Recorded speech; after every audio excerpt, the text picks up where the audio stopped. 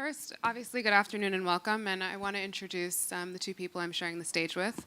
First of which is Stacy Hardy, the Associate Editor of Chimurenga. Chimurenga was founded in 2003 by Antone Ajabe and is an award-winning multimedia platform of arts, politics, and culture across Africa. Their projects include the Pan-African Space Station, a 24-hour online radio station, and the Pan-African quarterly newspaper, The Chronic. It also includes the Chimurenga Library, which we're going to be experiencing today. And they are a winner of the Prince Claus Award and have put on exhibitions from Paris to London to San Francisco to Harare. And we also have Ed Keazor, a historian, lawyer, and journalist. He has worked with Google on a project documenting Nigeria's historical sites, and among myriad projects, recently made a documentary, Lagos 1861 to 1960, The Growth of a City of Style.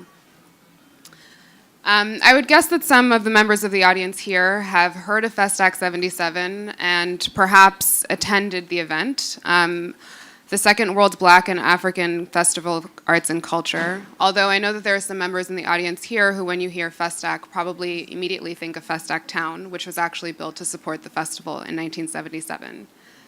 Festac 77 was both the first and last event of its kind in Nigeria and perhaps the continent at large. It was a somewhat mythical time that the Nigerian government was so interested in the arts and culture that they were willing to spend over $1 billion in support of activities that took place between January and February of 1977 that took place between Lagos and Kaduna.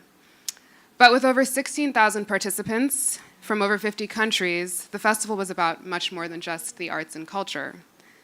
The time leading up to and after the festival illuminated the intersecting politics around Nigeria's post-oil boom, a new concept of Black cultural citizenship, the practice of Black diaspora, the relationship between sub-Saharan Africa and Northern Africa, and within Nigeria, the opposition to Festac as an ostentatious display of wealth, which in an effort to salute the arts and culture, many artists felt actually stifled true creativity. However, today's conversation looks beyond the fact of the event. Rather, we're interested in a question posed by Chimurenga, which is, what if the real failure regarding Festac 77 is not its turbulent history, but rather our failure to acknowledge the meaning of the history and its relationship to the contemporary? The Chimurenga Library project, which, again, we're experiencing today, is both a digital and physical exercise into knowledge production and the archive, which seeks to reimagine what the library can be, and one aspect of this project is to reactivate the history and contemporary significance of Festac 77, amongst others.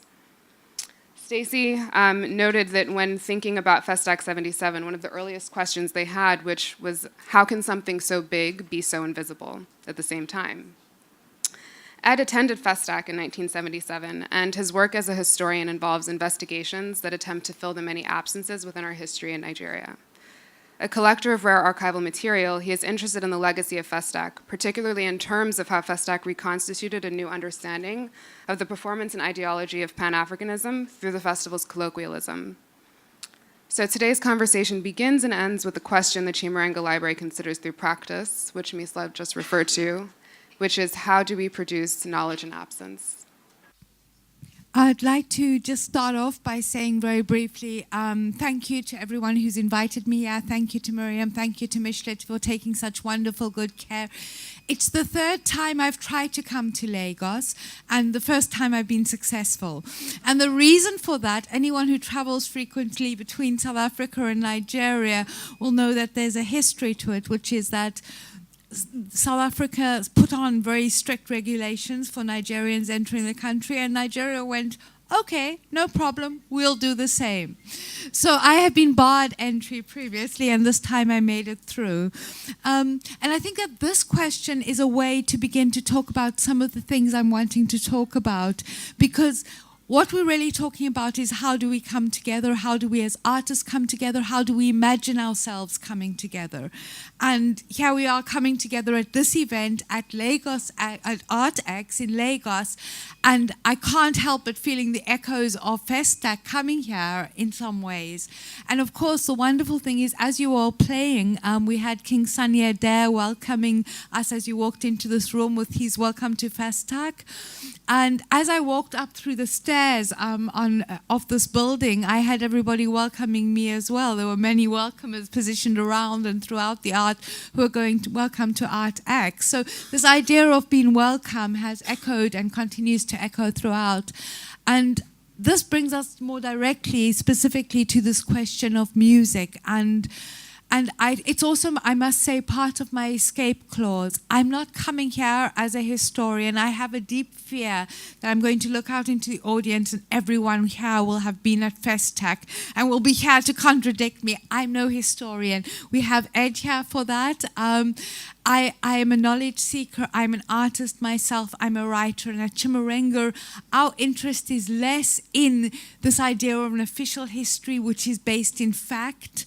So what I'm going to present to you is necessarily a contradictory history. And relating to the question of music, I'm going to start off just by, I want to read a quote for you from Amiri Baraka, who was an artist who was notably absent. So you'll be seeing when I talk about both people who are present at FezStack and people who are notably absent. But he said, so the blues aesthetic is not only historical and carrying all the qualities that characterize an African American people, but social in the same way. It must be how and what black life is and how it reflects on itself. It is style and form, and it is the continuum of content of the ideas, the feeling articulation that is critical as well as the how of the form. Yet form and content are expressed of each other. So here we get an idea of history that might be able to take in things like feelings, that might be able to take in things like people. And very much a project of Chimurenga was asking these questions, and nothing does that better than music. I think that speaking specifically to FezStack and the Sunny song, what's striking is its incredible lightness. I don't know if any of you, when you walked in the room, you did not feel you were at some kind of state event. It's actually a beautifully light song. Welcome, welcome. It doesn't have that weight or the spectacle that we often associate with FezStack, which is this major official event, countries from around the world. It's done on an Olympic scale. And yet there's this beautiful light song. And I think it's something interesting to ask the question of how do these things escape this official history? And this is certainly a song that manages to, in some ways, escape that history. The content, the feeling of the song is not one weighted with official culture. It is not here to present Nigerian culture to you. It's an honest and sincere kind of welcoming song, or at least that's the spirit it carries for me. And a very light song. So we're asking, music has the capacity in lightness to do heavy work. So here, lightness is asked to do the heavy political work and actually succeeds in authentically doing that more than a politician's speech would have. Of course, there are also wonderful stories attached and histories attached to this specific song, which is that Sunny says that part of his agenda with us was not really an official agenda of let's sell Nigeria as the next superpower, as a major oil nation, but that Sunny talks about that what he wanted to do was, in fact, he believed Juju should be a global music. He saw a connection between Juju music and reggae music, and he couldn't understand why Juju was not performing in the same way as a reggae music. So he was interested in this idea of how do we take Juju and make it a global music. And one of the things he looked at was technology. So one of the things he did in recording that song and in his performances at FezStack was start to use other kinds of technology. The mics we have here, free floating mics, suddenly multiple mics were used on the drumming. And so there's also a tech history that's carried in the song. We can tell a story about technology. We can tell a story about personal aspirations. And then, of course, the lyrics themselves contain a message which is a message of welcome, but it's also a specific message of welcome. And it's a message of welcome that also points to one of the wonderful ironies, which is that FezStack was okay, my time is up, so I'll just quickly tell you the wonderful irony, which is that I, as a white South African, I'm here talking to you about a room full of many people who are from this country, Nigeria, about a festival that happened in your country. So I'm not here to tell you the history of it. I'm here to tell you how I feel about it, how I think about it, and some of our and my Chimurenga ideas on the festival. I guess it's my turn to say thank you very much for inviting me, Ms. La, and it's perfect opportunity to obviously espouse on something that I had known very little about, in the formal sense, the counter FezStack. I was actually approached by Chimurenga to write an article on the counter FezStack, and I was like, this thing, I don't know anything about it. Then I now went deep. I said, of course I knew everything about it because I actually witnessed the events at the time, but it didn't have a tag, the counter FezStack. And the word counter FezStack was actually something that, I'm not quite sure where the origins came from, but certainly Fela used the word counter FezStack in his biography, This Bitch of a Life by Carlos Moore. So probably that's the origin, but we just knew that Fela did not go for FezStack and did his normal thing, did his normal rebellious, angry thing of opposing the officialdom. Now, FezStack, obviously, the origins, I don't want to rehearse that, but the brief intro being that this a celebration of black culture, a celebration of black unity, a celebration of blackness, a celebration of unity of black people from all over the world. It's cultural, in all respects. It wasn't just about the dance. Yes, culture was a very important aspect of it, but also a conversation, a coalition, like a coming together of minds to discuss our identity, who we are. Obviously, its origins go back many years before even Senghor's thinking. Goes back even well beyond even Garvey. The United Negro Improvement Association. Obviously created the ethos that spawned FezStack. Now, it's 1966. The first event happened.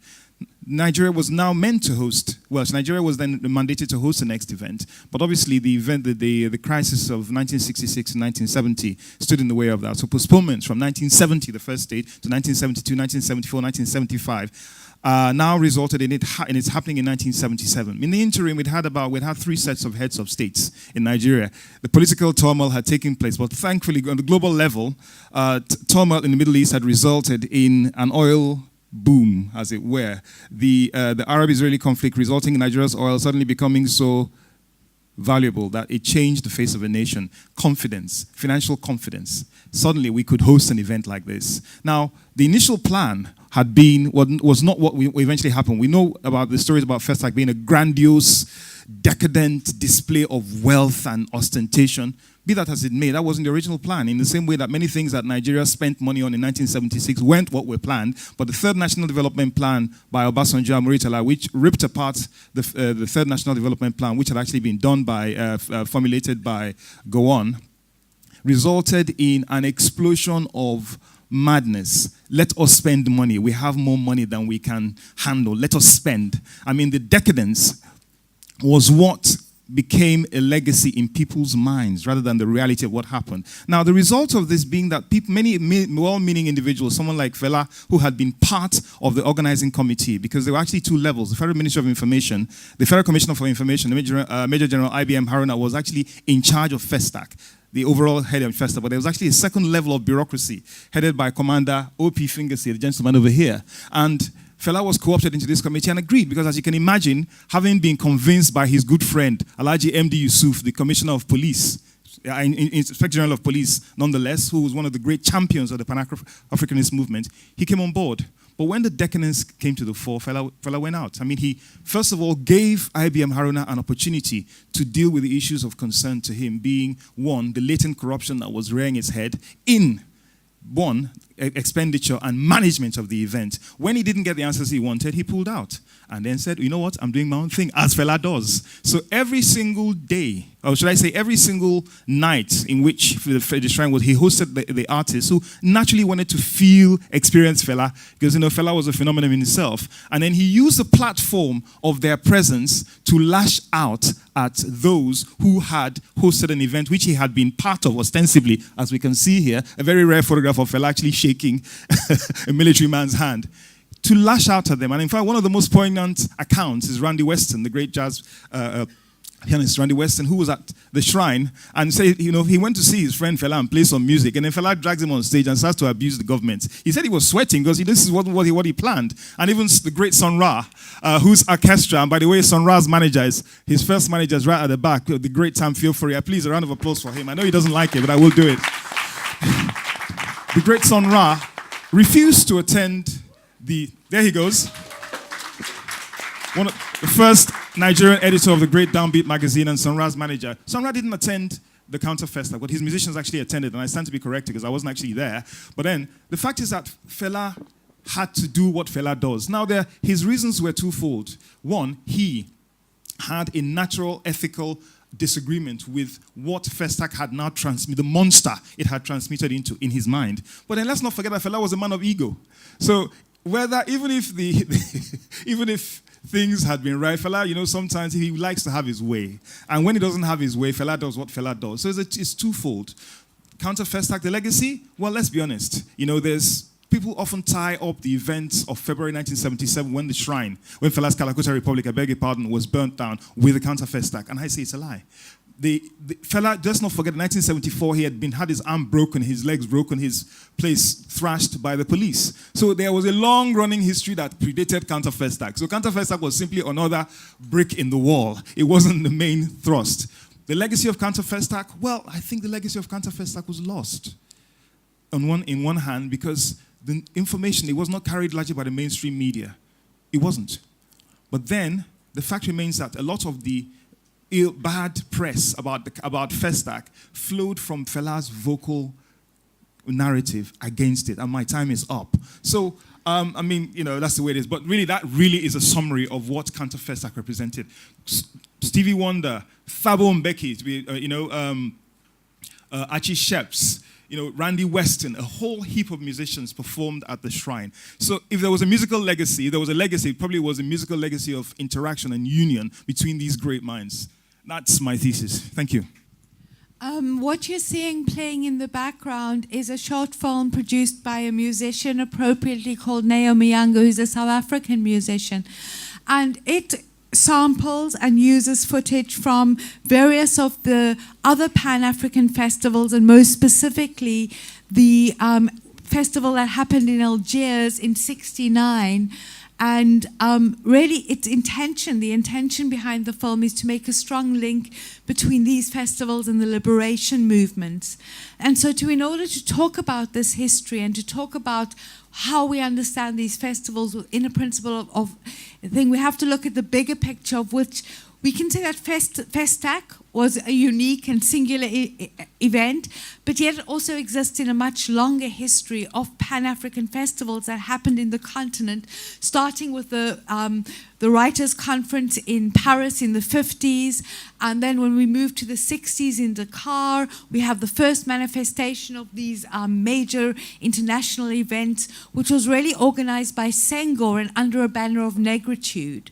So the first thing we have is Dakar in '66, a major festival where participants are invited around the world, and around negritude and ideas of authenticity, very much run by the Francophone world. And then after that, immediately preceding that, and in many ways in direct reaction against it, we have Algiers in '69.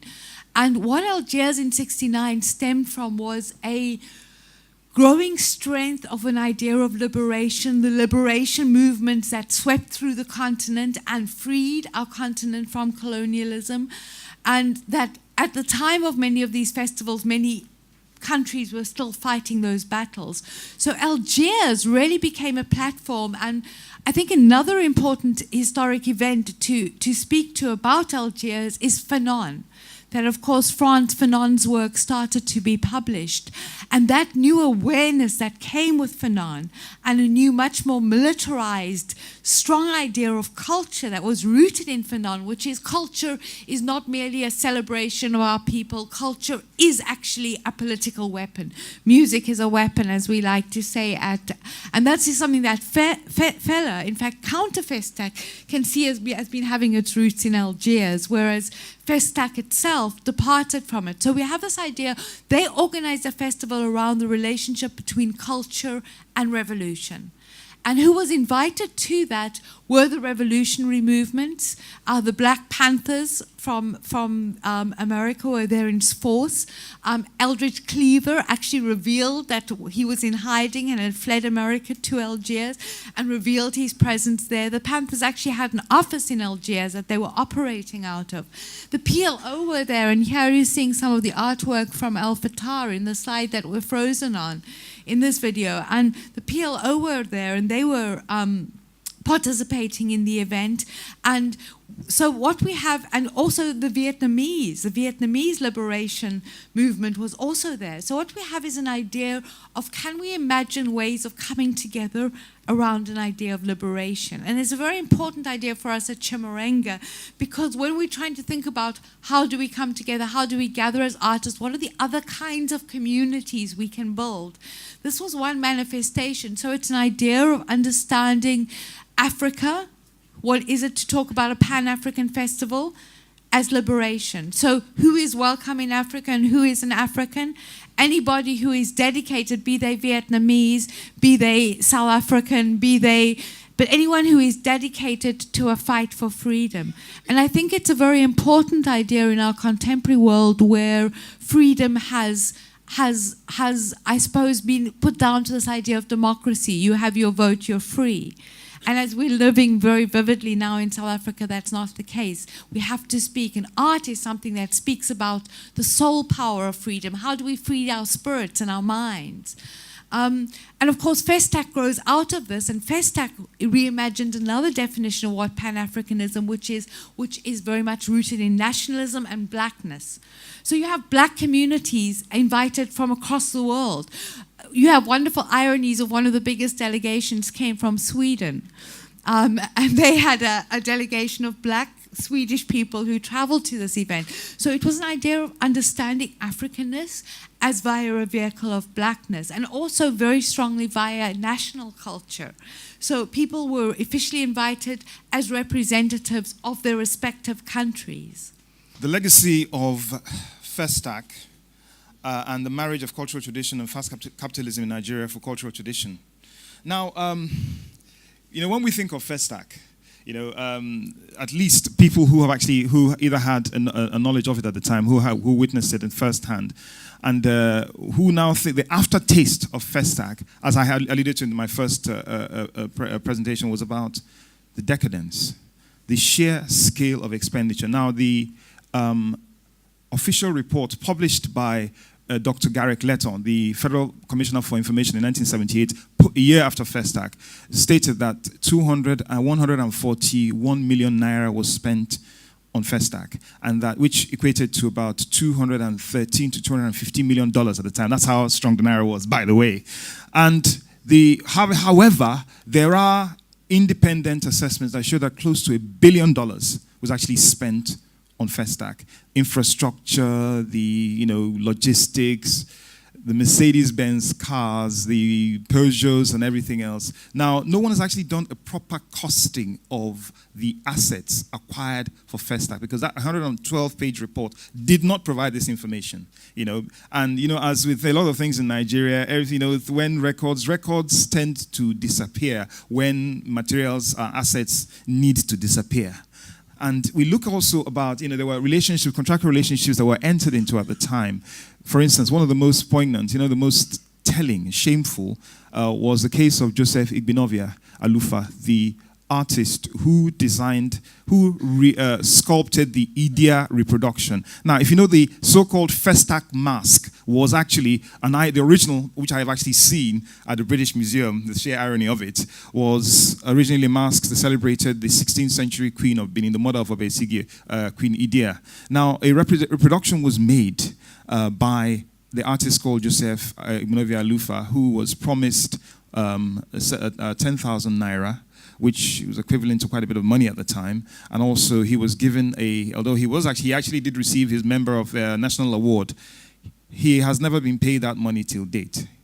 In fact, and he first sued the government for the money, and then eventually amended as the years went by and the naira went further down. He actually increased the amount of amended his claim, and I think the current claim is for $250 million, which he has used to be the equivalent. Well, it is his right. A promise was made by contract. It is for the government to now, but the matter has lingered in court for well over 20 to 30 years, 20-something years. Now, the sour taste, the aftertaste of FezStack, is one that, we forget that culture, a celebration of culture, a celebration of blackness, a celebration of Africanism, Pan-Africanism, that unity of a people was subsumed to the sheer materialism, which was a legacy of, we've always been a materialist. Look, we've always been a commercially minded people. Let's not change that. We have our traditional societies have all been commercially oriented, but the fact is that for us as a nation, as Chinua Achebe said in Nigeria's Squandering of Riches, he said it changed the face. Oil changed the face of the place. As a friend of mine said, an economist, he said, the oil made us adopt the attitude of the great sage Davido, who said, Omo Babolo, as far as we're concerned, we're children of the rich man, which is why we splurged on a festival which should have been a celebration of intrinsic values, and the emphasis shifted from the cultural celebration to the sheer ostentatious materialism, which was imbued into the fabric of our life. Now, let's not forget that FezStack wasn't just about Nigeria. We hosted it, but it was meant to be an event which was supposed to feed the rest of the black world, which was supposed to feed off, tap from the knowledge, tap from the rich feast. But then, what we seemed to find was that the materialism became the focus. I will discuss later. We will talk later about the legacy of FezStack, the cultural legacy of FezStack in simple terms. But then, we cannot deny the fact that the mishandling of that aspect was left a sour taste in the mouths of those who should have actually benefited, and that's it. It was as far as I'm concerned, it was a great disservice to the black world that we lost that opportunity. Nothing like FezStack has ever happened again. And the question of what should have been done or what would not be, is something I will talk about later. Thank you.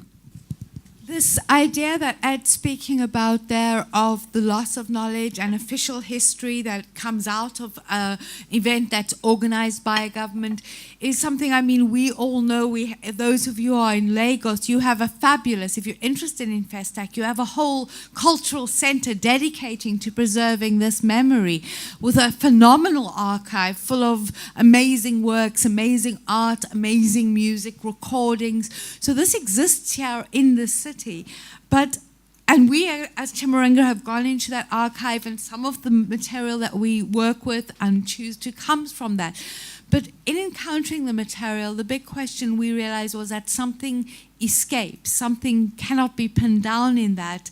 And when you begin to speak to people, you start to see the importance of this event. And for all the fact that there's a whole entire organization dedicated to preserving the history, where the history stays alive and stays alive as something that is lived experience, is of course through people. And what you're seeing flashing on screen here is everybody, because it was this very official event, because people were representatives of countries, you were here representing your country, everybody who attended FezStack filled in a registration card. And these cards are collected together at SABAC and exist as a record of who was at FezStack. And it's a marvelous archive of these simple little artifacts with a name and a country, and in some cases, some comments on what the person was, an artist, a musician. And once we started digging in these cards, what they give you access is who was there, which give you access to saying, can we begin to follow the stories and find out about the people whose stories. And the interesting thing is, for everybody who attended it, it was a life-changing event. And how and why did it change lives? It changed lives and it changed art through the practice of meeting. And we all know this in the contemporary. There's a running joke in the art world that we don't go to these events to actually look at the art or to attend the talks. But for the real conversations and the real work that happens in the evenings when we're socializing, which is when the real sharing happens. And something similar happened at FezStack. And of course, if you remember that most of these people who attended the event from other countries were all living together in what is now FezStack Village. So begin to imagine thousands and thousands of just artists living in this tiny contained space, waking up and performing together and working together, sharing meals together, and you start to get an idea of the scale of what this meant and why this was important. So I'm going to just wanting to tell some of the stories that emerged when we started to dig through this archive. And so I'm just going to briefly end off by just telling one of the stories, which is a very South African story of the South Africans who were at the event. And I think it's an interesting story because what it makes us realize is that the politics is also better told through the people. There's not the soft idea, oh, well, the people's stories are so exciting because they're individual and they're personal, about feelings and emotions, but they're political stories. So, of course, one of the cards that will flash up here is Thabo Mbeki, who was at the festival, but why he was at the festival was not actually because he was an artist. He was the ex-president of South Africa. He was not an artist. He was actually already in Lagos. And why he was in Lagos was that he was trying to win the Nigerian government over to side with the ANC and to fund the ANC. They were at the time funding another liberation movement in South Africa, which was the PAC. So he was there on a diplomatic mission to try and kind of pull them over to his side. At the same time, in Lagos was Tetsi Mashinini, who people who know South African history will know from the history of the student movement and from Soweto and the Soweto uprising. And he was there representing the SSRC, which was an organization that was firmly against the ANC and its use of nonviolence in its politics. And Nigeria were busy negotiating to start funding them. So Mbeki is there trying to pull away the funding. Mashinini is there in Lagos trying to get more funding. They're both attending FezStack. What Mbeki realizes, and he was one of the people who sat in the shrine and remembered being very afraid because he went in there and he's meant to be winning over the government, and here he is attending the illicit event. But what he loved Fela's music, and what he really found in Fela was this powerful way that music could be used for liberation and the potential of music as a tool for liberation. So the ANC's whole cultural policy, which was a massive cultural policy, we were very aware, we have this idea of a mandala, songs of freedom, South African liberation songs. It was a major part of the revolution. That comes from Nigeria. That comes from Festac 77, was the idea that let's use culture towards revolution. So that whole policy of the ANC was happening. At the same time, Miriam Mkhize is somebody who performs here, and we'll watch just a brief clip of some of her performances from all the Pan-African festivals.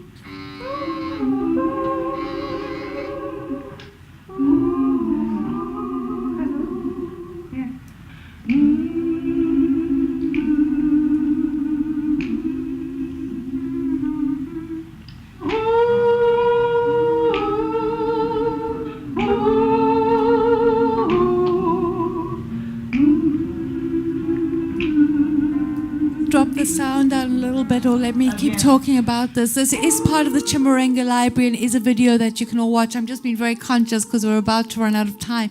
And I just want to tell the importance of Miriam's story. Miriam Mkhize was somebody who sung at just about every country's inauguration, certainly in South Africa, Mozambique, Angola. She was singing at the moment of independence, and she really became a figure.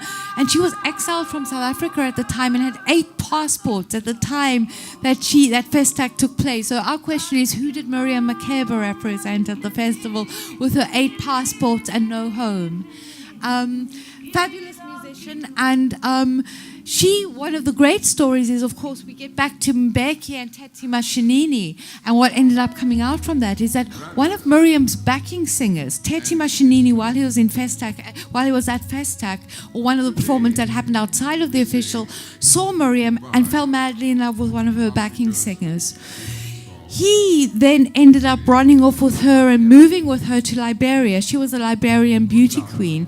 And this caused a major split between Mashinini and his organization, the SSRC, because they said there's no place for this love affair you're having in our revolution. And he chose the love affair, as we all do in the end. And love always wins.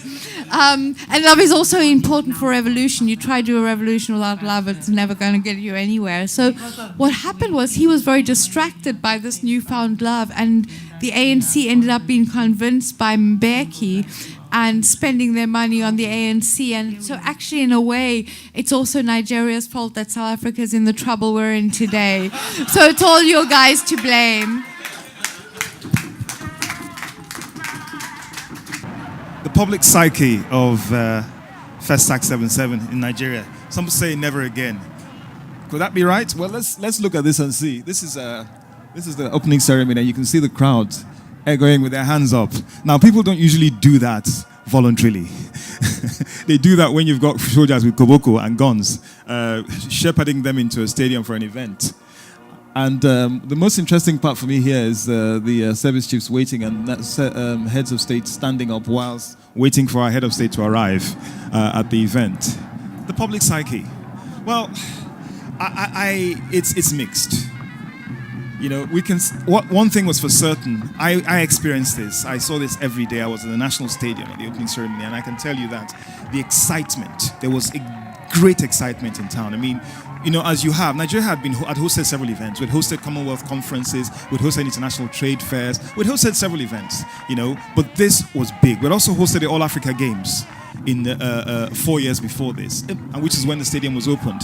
It was a wonderful time to be a Nigerian, because whether what anyone says, it was a thing of pride to host our black brothers, and there was definitely the Pan-Africanist bent for foreign policy of our government, which started under Jaja Wachukwu in the First Republic, was handed down, which was the mantle was taken on by Gowon's government with guys like Okpabi Asika, who did his PhD thesis with the South African Liberation Movement and who pushed engagement for the liberation of Africa, and then which was now made even more radical under Muritala's government with live wires like MD Yusuf with a calm, pallid face, but who was Fela's right-hand man, actually spent time at the shrine with Fela, actually engaged a deep Pan-Africanist foreign policy. And we were proud to have this. There were, obviously the question of, I've harped quite a bit on the question of the ostentation and the wastefulness and extravagance of the whole spectacle. But that's on one side, because we have to nuance this by the fact that the apathy and the resentment did not actually come until after. Let's not forget, give you a bit of economic history, and please, it won't be boring, I promise you. The fact is that Nigeria was an agriculture was our main source of income before 1956. After 1956, oil started creeping up slowly. But then by 1973, 67, and then 1973, the Arab-Israeli conflict, oil took over. By 1977, a trend of decline in agricultural production that had started before independence reached its absolute bottom base, or bottom box, as they say in my village, right? To the point that we started importing food in what year? Guess what year? 1977. We started importing food, which is why Obasanjo started panicking and launched Operation Feed the Nation in the same year, and carried his hoe and started with his big stomach on television, making grandiose statements about what we should do, about how we should all go and farm one little patch behind our house in Ajegunle. Fat chance, But then the fact is that this was an indication of the fact that the Nigerian economy was now facing crisis, regardless of the fact that there was the oil boom was now over. All right, we were simply surviving. Now, the resentment people felt was because things are getting tough. We had enjoyed the Udoji Awards when civil servants were paid a backlog of salaries were increased and backdated. We had enjoyed that madness of that increase in yourself. When money is in your pocket, how you feel about yourself is different when there's no money. And how we started to feel about ourselves in 1974, 75, suddenly changed in 1977 when we were now importing food, and we noticed that the money is getting smaller. Now, naturally, when things like that happen, what do you see? You look at an event like FezStack and think, so why did we spend money on this? The resentment builds against those in power. Now, we still, as a historian, I look at balance. The fact of the matter is this: what was the legacy of FezStack? I can tell you one thing. As Stacy has very, very correctly surmised, the engagements, the cultural engagements. Look, the colloquium which took place, there was a colloquium which was meant to discuss several aspects about blackness. Thinking was about thinking. I remember each of those events were opened by the great Ifa priest, Fagbemi Ajanaku, who actually opened those events. They were thinkers. We talked not just about dance and shaking our bodies. Black history, black civilizations, medicine, health, housing. These were serious issues. These were serious topics. And the difficulty being that what should have been the end game of all this richness of gathering of data, what should have been done with it? The problem is that the original conception, as I told you, started many years before, in the 1960s. for this event. And then by the time that those who were now handling the administration, the management of the event, we were probably lacking in the intellectual gravitas. When you have the Federal Commissioner for Information, Major General IBM Haruna, very, very nice guy, I'm sure, but hardly the man who should have been doing the blue sky thinking about managing the legacy of an event like this. And then the actual commissioner in charge of FezStack, we actually had a commissioner in charge of FezStack, apart from the Ministry of Information, which was the overall head, Commander Fingesi. Very nice guy, very intelligent, but really, what was his CV? What tools did he have to manage this? Look, if you take my 16-year-old son, give him 20 million naira and say, hey, Akosa, please, I expect to see 30 million next week. You're joking. No, that's a fact. No, with due respect to whoever it is. But then, the legacies are still out there, whether we like it or not. The National Theatre is sitting there, unused, unloved, wasted. Thank God nobody has sold it to somebody for something or the other and turned it into a block of flats. But it's sitting there. FezStack Town is there, but let's not talk about FezStack Town. The documents, the papers, the tapes of FezStack are sitting in rooms beneath in the National Theatre, Ministry of Information. I remember 1978 at the National Museum. So a lot of those tapes were in the National Museum. And I remember watching them with my colleagues at the time, sitting there. Papers are sitting in academic libraries all over the world, unused, unwasted, and unutilized. One good thing about knowledge, the knowledge is never wasted. It's a question of how you engage with it, how you now unfurl it. I know that CBAC are doing a 40th anniversary of FezStack, backed by UNESCO. I wish them all the best. But the point is this, right? What do you do with this legacy of riches? I do not think that FezStack was a failure. I do not think it was a failure. I think the management of the legacy of FezStack was a failure. Now, thankfully, there's an opportunity. How can the conversation start, please? It's in your hands. Thank you. I think that it's a wonderful launching off point to have that challenge thrown to us, which is what do we do with this legacy? And I'm going to talk a little bit about how we as Chimurenga have done with this legacy. And my earliest memories of the question of FezStack entering the Chimurenga sphere, as we call it, entering our editorial room, starting to get thrown around, was when somebody pointed out, and I'm not even too sure who the first person to point it out was, but oh my God, here was an event where both Fela and Sun Ra were at the same event. And of course, anybody who knows Chimurenga's work will know that these are really two musicians who've been iconic in how we think and have really informed Chimurenga and the kind of work we do and the questions we're asking ourselves about the black radical imagination. I think no one embodies that better than both Fela and Sun Ra, and in such completely different ways. And it's this incredible, fabulous difference between Fela and Sun Ra that is also profound. You have in Sun Ra this futuristic being, this asexual being, somebody who's interested in an idea of culture as politics, as something way beyond our earthly politics we're talking about. Someone like Sun Ra who says he's from Saturn. And then we have Fela, who of course is earthed, grounded, fiery, hypersexualized. So they're these absolutely opposite characters, and here they are, these two ginormous giants of Pan-African thinking at one festival together. And somebody said, hang on, isn't there a story where we imagine the meeting between Fela and Sun Ra and the conversation that went down? And that got us to talking about this. So that idea of imagining an encounter has always built into the project. How do we reimagine this event and imagine it differently? And what you're seeing slides of are some of the investigations and the way we've tried to manifest our investigations. And what our investigation tools consist of is a little bit of digging in the archive and a lot of having conversations. And we've been traveling around the world, staging these exhibitions and trying to use as much as possible public spaces. We largely stage them either in galleries, mostly in libraries whenever we can, and otherwise in any other kind of public space that we can inhabit. And one of the things that always amazes us about libraries is, I'm a library junkie. I love libraries. But of course, the thing that's apparent about a library, anyone who spends time there will realize that what they seem to do is hide knowledge.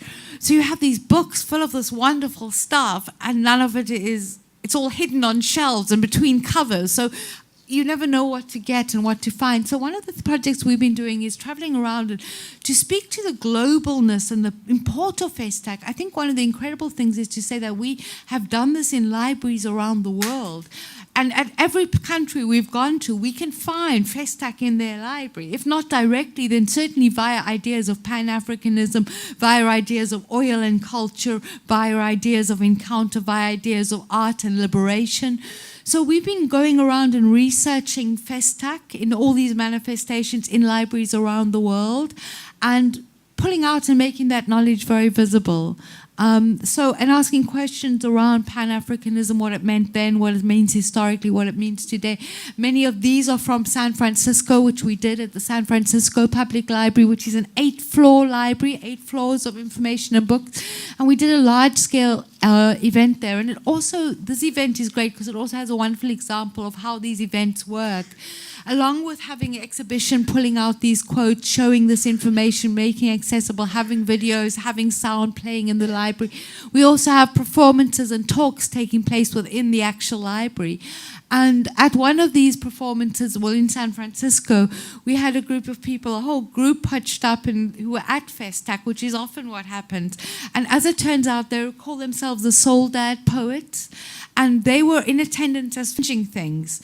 They actually began to start producing small zines, poetry magazines in prison. And that they linked directly back to their experience at FezStack. And they rocked up in San Francisco with stories, with all their little magazines that they had to add them to our archive.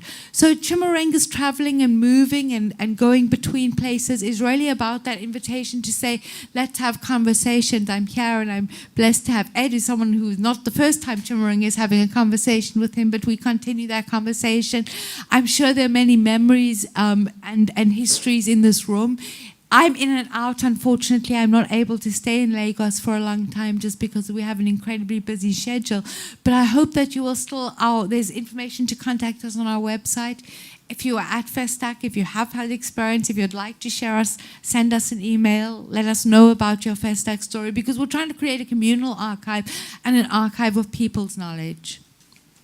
So yeah, just really an open invitation.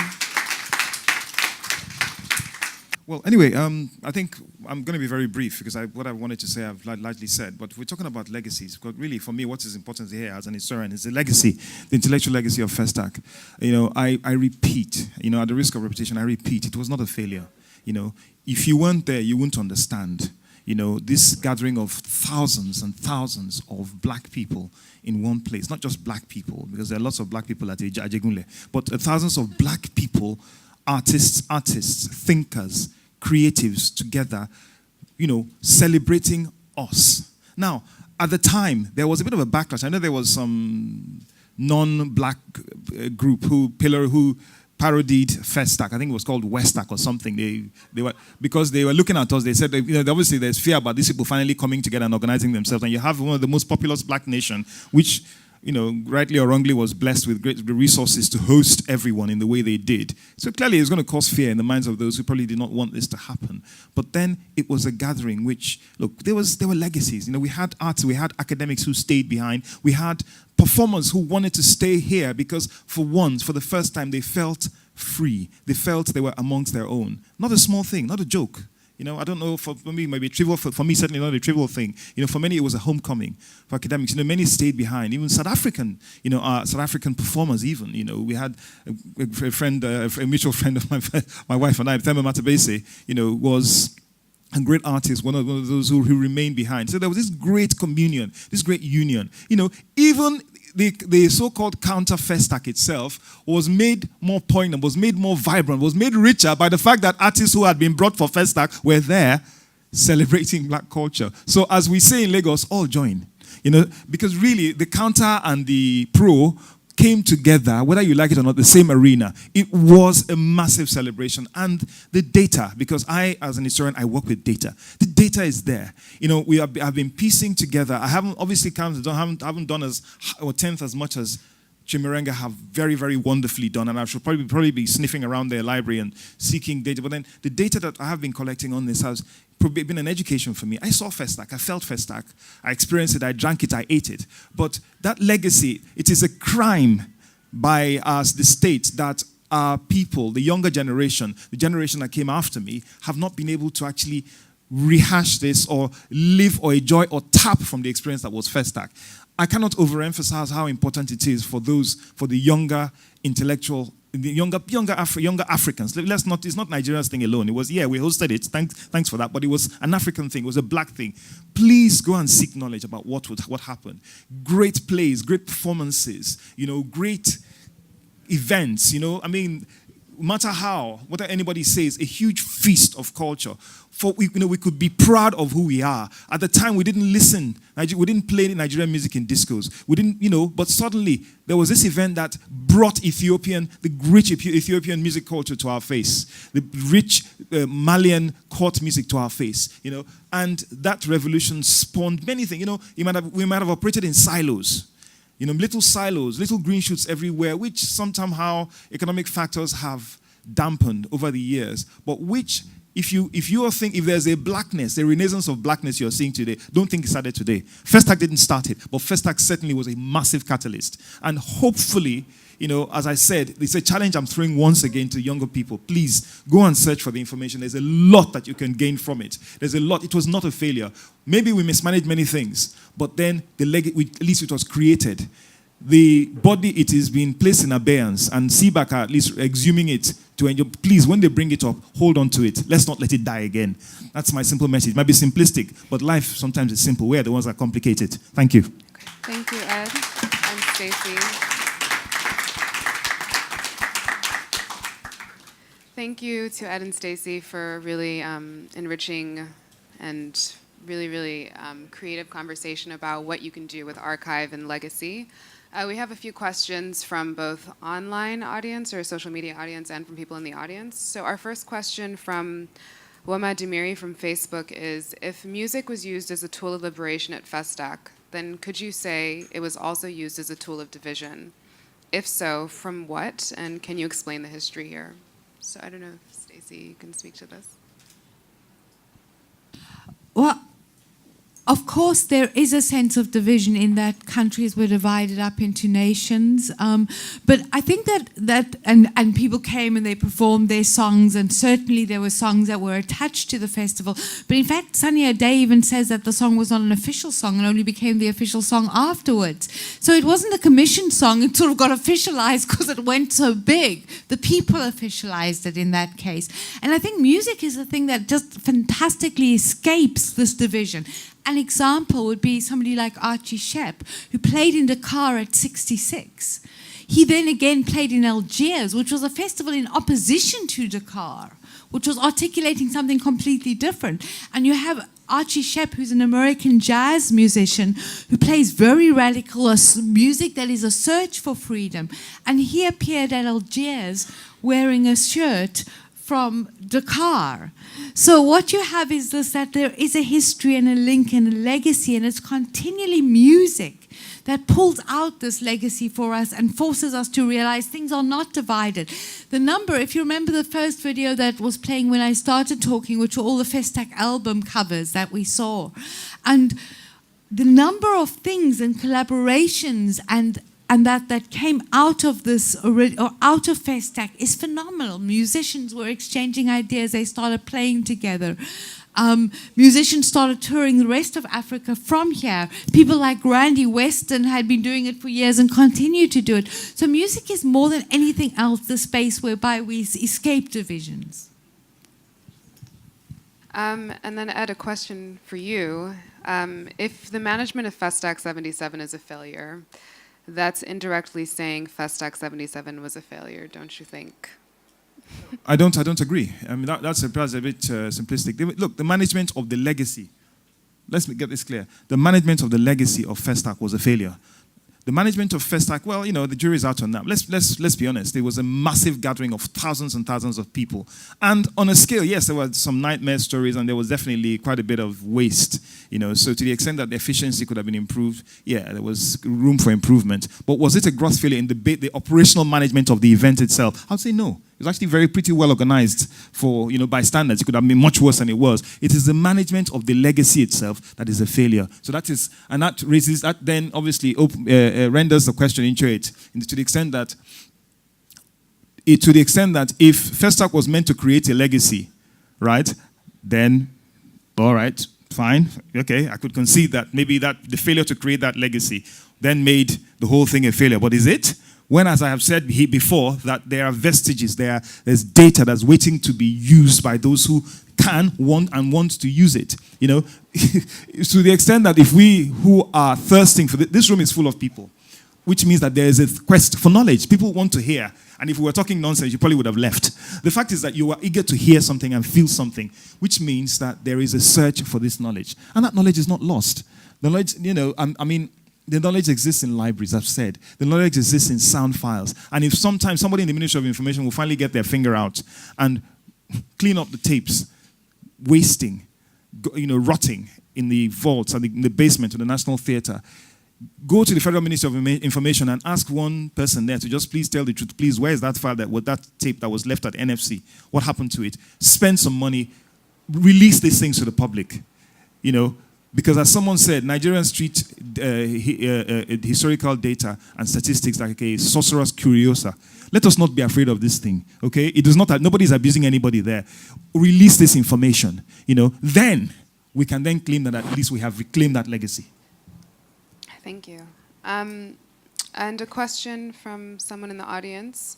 How does the art of yesterday relate to the art of today, since social media has created a gaping hole in today's art? Stacy, I'm wondering if you can speak to how Chimurenga has used social media in a lot of ways to kind of excavate the legacy of FezStack and other historical Okay, look, I think that certainly social media leaves gaping holes, but it also provides us with a wonderful tool, and it's our responsibility. We keep blaming the technology, but we're the people who make the technology and continue to use the technology. And Facebook can be used in wonderful ways, and social media can be used in wonderful ways. I'll give you an example. One of the people who we started a conversation when we first went to America looking at FezStack was Marilyn Nance, who was a photographer at FezStack. And she was like, oh yes, I photographed it. And then she went digging in her archive. Not only did she photograph it, she has thousands of fantastic photographs that were lying in her archive on kind of contact sheets, old film, decaying. And she had not gone back to that stuff because, well, no one had asked her and no one was interested. She had sold some photos at the time to the media, and since then that was lying there.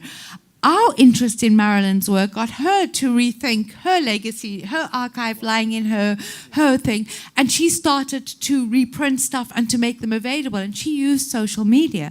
So she started putting up the pictures she had on social media and saying, hey, I've got this pic, who wants this? Who are the cats in this pic? Here's this pic. So this created a whole community around it. People were finding themselves and ordering her photographs. Sorry, can you please put your phone on vibrate? Thank you. She's now got the Marilyn Nance box set, which is available for sale, and you can find her social media page and get it from her from that. And she continues to use that. And that page has itself become a wonderful coming together, certainly for Afro-Americans who were at FezStack, who are rekindling memories, remembering things, posting new information. So there we see FezStack operating as a very, actually a fabulous kind of social media operating in conjunction with FezStack as a new coming together.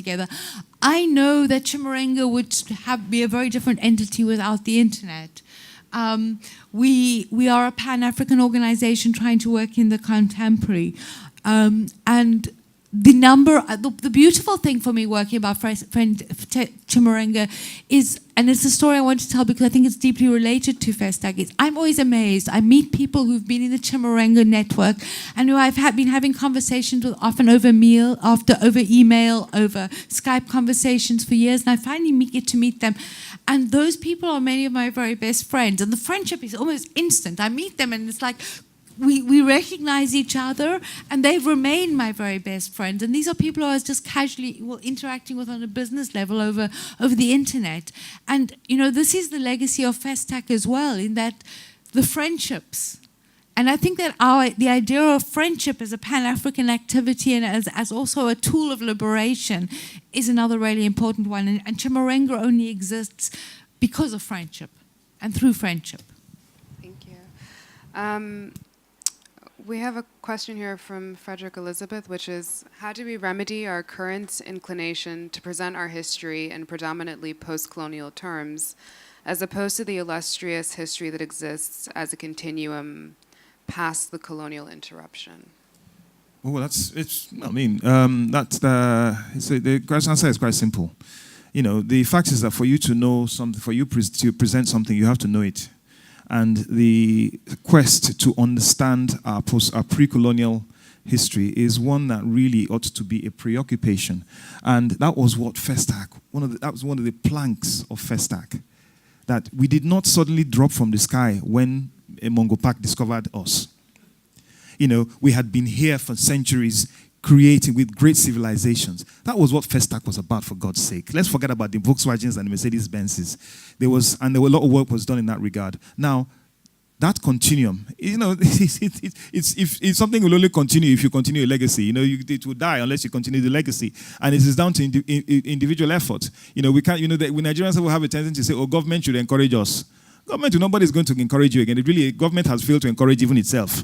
So the question really is, it is down to individual effort. It's down to the individual interest. And the fact, as I say once again, the fact that a lot of talks I attend, that people come there wanting to learn, wanting to hear something. And my humble effort seems to be, and obviously I'm nowhere near possessing the body of knowledge that really is requisite to providing to answering a lot of questions that people hear. But the fact is that the quest is open, and it's not.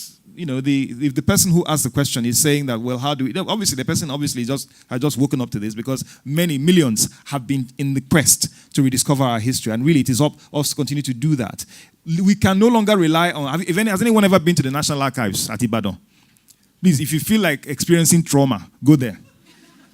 You know what I mean? Because that really should be the repository of our national history, national data. It is an apology. It is an absolute mess. But then, individual archives have been filling the gaps that the governmental archives have failed to fill.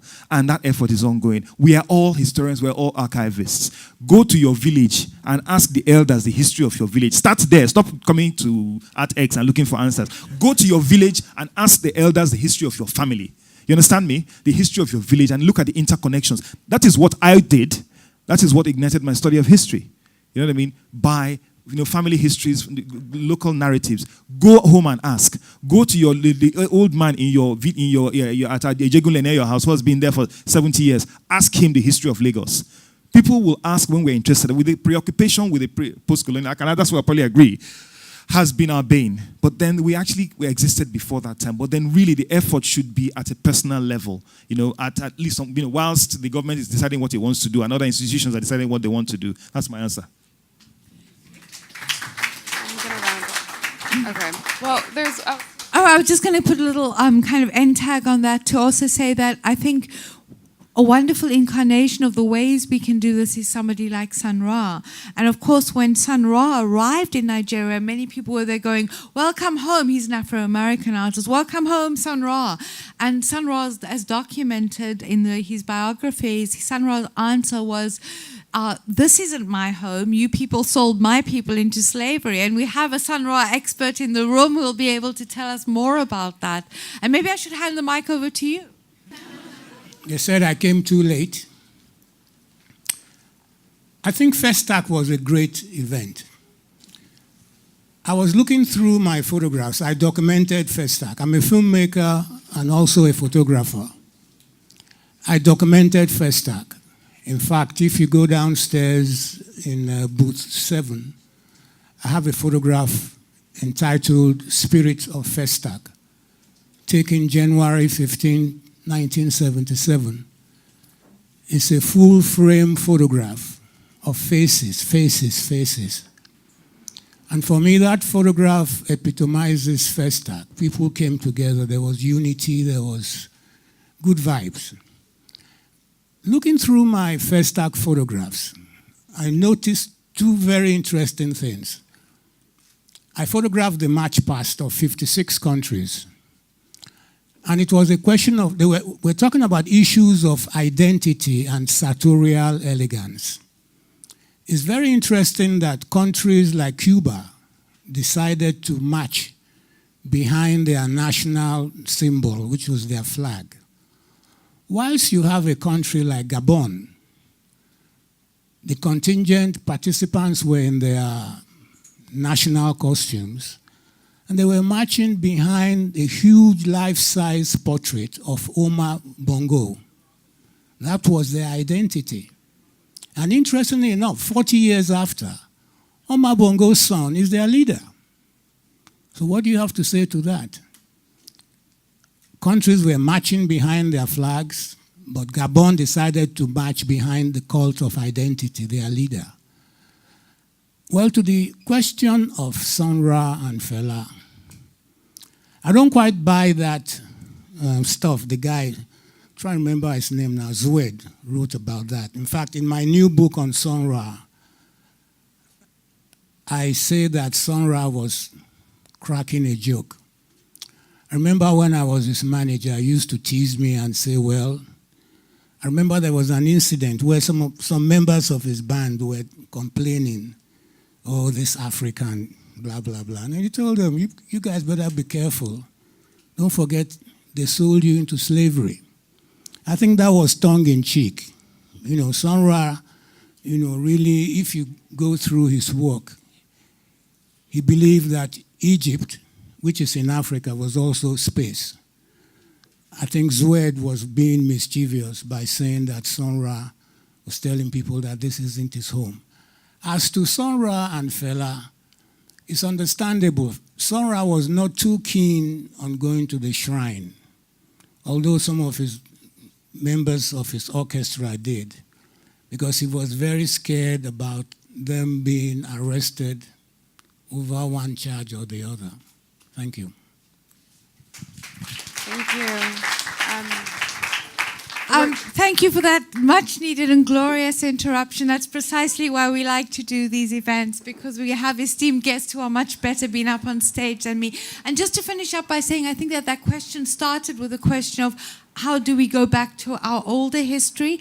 And Sun Ra is somebody who, as was articulated beautifully there, was investigating his history via ancient history, but was trying to project it into the future.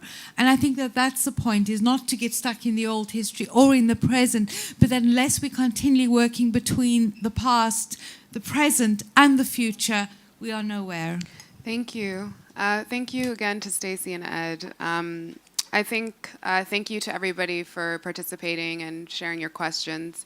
I think the thing that's amazing about Chimurenga in particular is that it takes the question of what can happen when you use art to look at history, right? It's much more playful and I think a lot more optimistic and fun and interesting. So I would encourage everybody to take a look at what is available online at the Chimurenga Library, because it is a really interesting exploration of FezStack through a different lens. Thank you to everybody. I think our time is up, so Yes. Thank you for being here.